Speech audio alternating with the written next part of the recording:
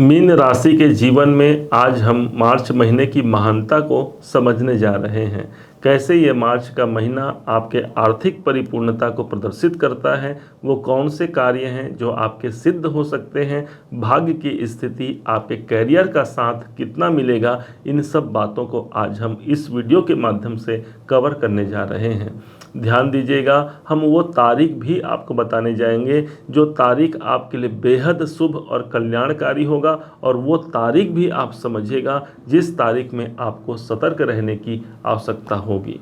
साथ ही साथ कौन से उपाय के माध्यम से इस मार्च के महीने को हम बहुत ही शानदार बना सकते हैं, इस बात पर भी चर्चा होगी। इसलिए कहीं जाइएगा मत। अच्छा लगता है जब मीन राशि के भाई बहन हमारे साथ बने रहते हैं, इस वीडियो में हमारा साथ देते हैं। चलिए सबसे पहले प्रारंभ करते हैं आपके आर्थिक दृष्टिकोण से कैसा रहेगा ये मार्च 2024 का महीना। धन भाव पर आपके अपने ही राशि के स्वामी देवगुरु बृहस्पति समाहित होंगे, अर्थात आर्थिक दृष्टिकोण से ये मार्च का महीना आपके संग संग चलेगा। एक विशेष धन की परिपूर्णता की ओर आप अग्रसित हो सकते हैं, और हम तो कहेंगे ये मार्च ही नहीं बल्कि अप्रैल महीना भी आर्थिक दृष्टिकोण से आपके लिए अनुकूल होगा, क्योंकि देवगुरु बृहस्पति जो कि भाग्य के स्वामी माने गए हैं, भाग्य के कारक माने गए हैं, आपके धन भाव पर समाहित होंगे। दूसरे तरफ से देखा जाए तो यही स्थान आपके कौटुंबिक जीवन का होता है। किसी कारण से यदि कुटुंब में अशांति का माहौल है, यदि हम अपने परिवार के लिए कुछ बेहतर करने का प्रयास कर रहे हैं, तो इस महीने आपको सफलता मिलने की संभावना काफ़ी प्रबल दिखाई पड़ती है। देवगुरु बृहस्पति पूरे इस मार्च महीने में एक विशेष प्रबल स्थिति पर उपस्थित रहेंगे। अब समझते हैं आपके अपने कैरियर के दृष्टिकोण से कैसा रहेगा।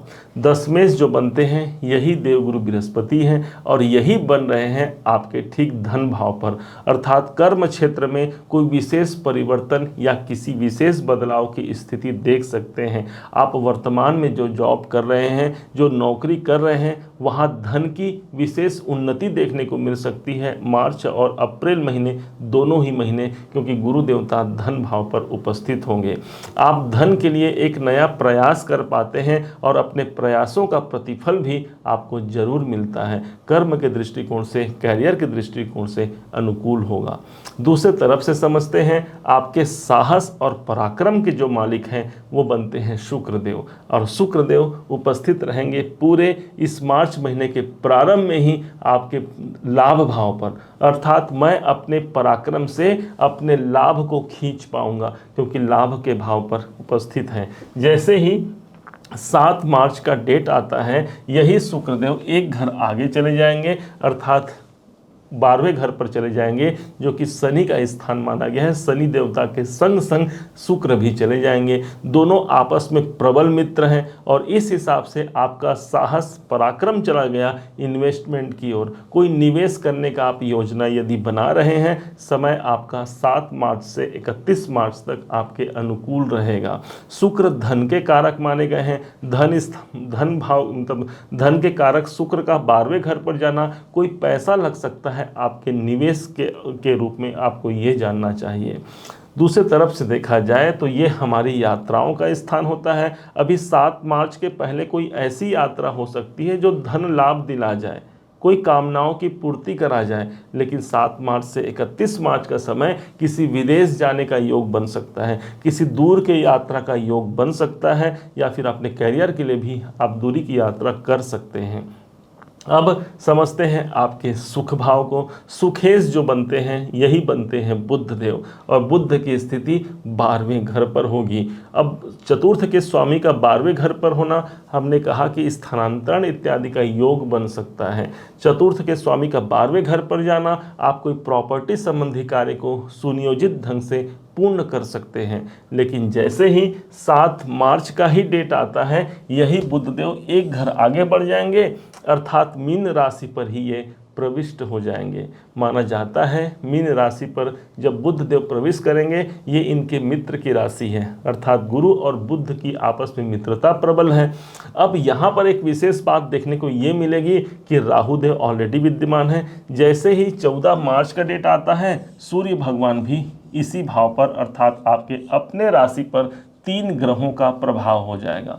अब समझिए जरा, राहु एक तरफ बौछार है, सूर्य एक तरफ जिस भाव पर जाते हैं उस भाव को उजागर कर जाते हैं, उजाला प्रकाश करते हैं, और बुध स्वयं हमारी बुद्धिमत्ता, हमारा विवेक, हमारा ज्ञान है। इन तीनों का समावेश जब आपकी राशि पर मिलता है, कोई नए कार्य को प्राप्त करने का एक अवसर आपको देता है।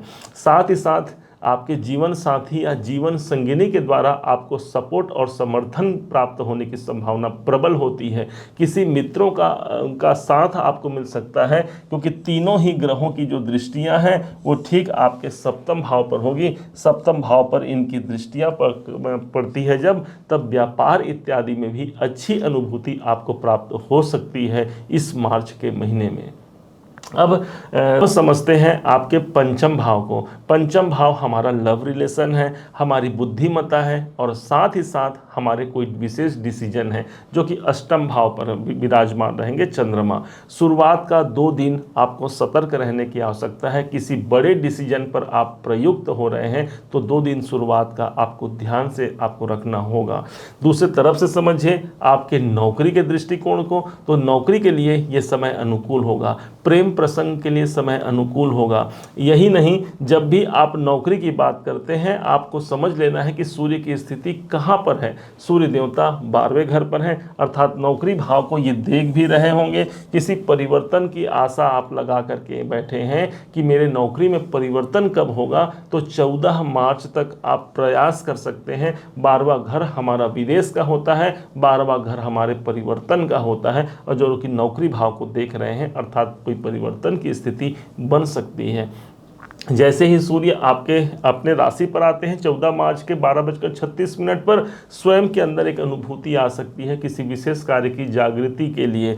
किसी विशेष से आपको सहयोग प्राप्त हो सकता है, उच्चाधिकारियों का सपोर्ट मिल सकता है, किसी अन्य के माध्यम से भी आपके कार्य बनने की संभावना बनती है। सूर्य राजा है, इसलिए गवर्नमेंट नौकरी से यदि आप जुड़े हैं या गवर्नमेंट नौकरी की आप तैयारी कर रहे हैं, एक प्रसन्नतापूर्ण वातावरण आपको देखने को मिल सकता है।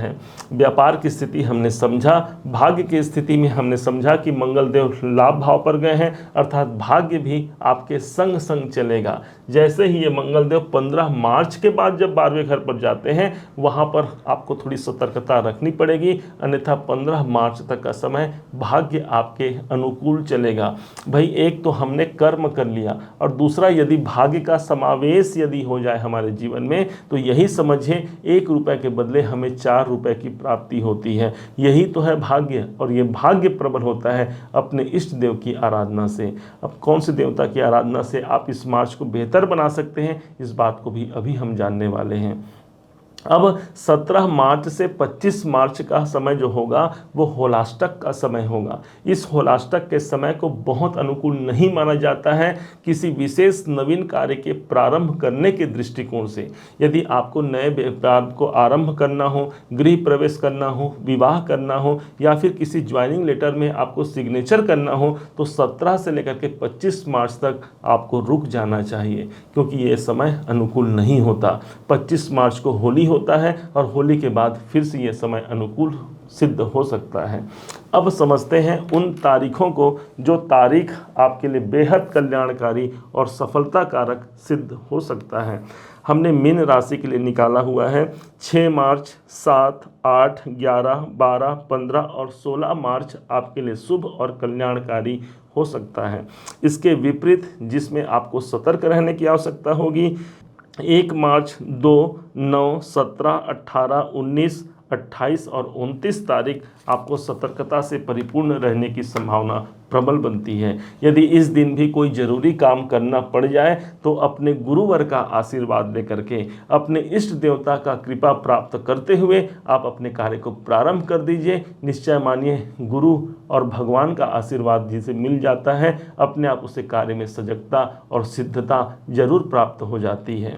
अब समझते हैं इस मार्च के महीने में कौन से वो उपाय करके हम सफलता के शीघ्र अतिशीघ्र उसको प्राप्त कर सकते हैं। तो समझिएगा, देवाधिदेव भगवान महादेव, भगवान सूर्य नारायण इस समय पर आपके जीवन में 12वें घर पर बैठेंगे, अर्थात भगवान शिव जी पर आपको जो जल हम भगवान शंकर जी पर चढ़ाते हैं उसमें कुछ लाल कुमकुम या सिंदूर मिला करके भगवान शिव जी को ओम नमः शिवाय से अभिषेक करना। चाहे आप मंदिर में जाएं या आपके घर के शिवलिंग पर ही इसे अभिषेक कर सकते हैं। आपके लिए शुभ और आपके लिए संपन्नता कारक होगा, किसी विशेष कार्य को प्रयुक्त कर सकता है।